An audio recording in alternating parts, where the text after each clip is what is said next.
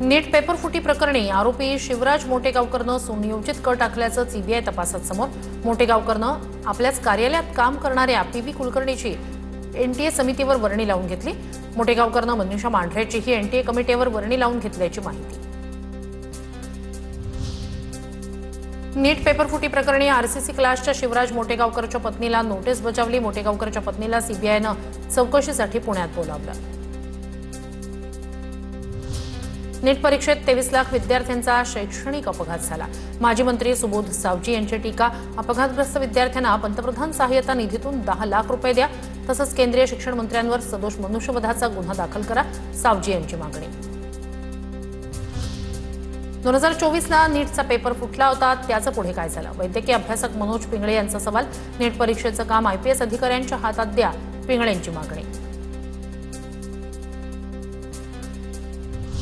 नीटच्या पुनर्परीक्षेला जाणारे विद्यार्थी डिप्रेशनमध्ये. पेपरफुटीमुळे पुन्हा परीक्षा द्यावी लागणार असल्यानं विद्यार्थ्यांचा संताप. पेपरफुटीतील आरोपींवर देशद्रोहाचा गुन्हा दाखल करण्याची मागणी. 21 जूनला नीटची पुनर्परीक्षा होणार. देशभरातील 12.5 लाख औषध विक्रेत्यांचा देशव्यापी संप. नागरिकांना औषध पुरवठा सुरळीत व्हावा यासाठी एफडीए सज्ज. ऑनलाईन आणि बेकायदा औषध विक्रीला केमिस्ट संघटनांचा विरोध. सरकारनं दखल न घेतल्यास बेमुदत संपाचा इशारा. नवी दिल्लीत सकाळपासूनच सर्व औषधांची दुकानं बंद. बंगाली मार्केट परिसरातील औषधांची सर्व दुकानं पूर्णपणे बंद. मेडिकल असोसिएशननं पुकारलेल्या बंदला औषध विक्रेत्यांचा पाठिंबा. कोल्हापूरमध्ये मेडिकल बंदच्या काळात अन्न औषध प्रशासनाच्या नियंत्रण कक्षाचा फार्स.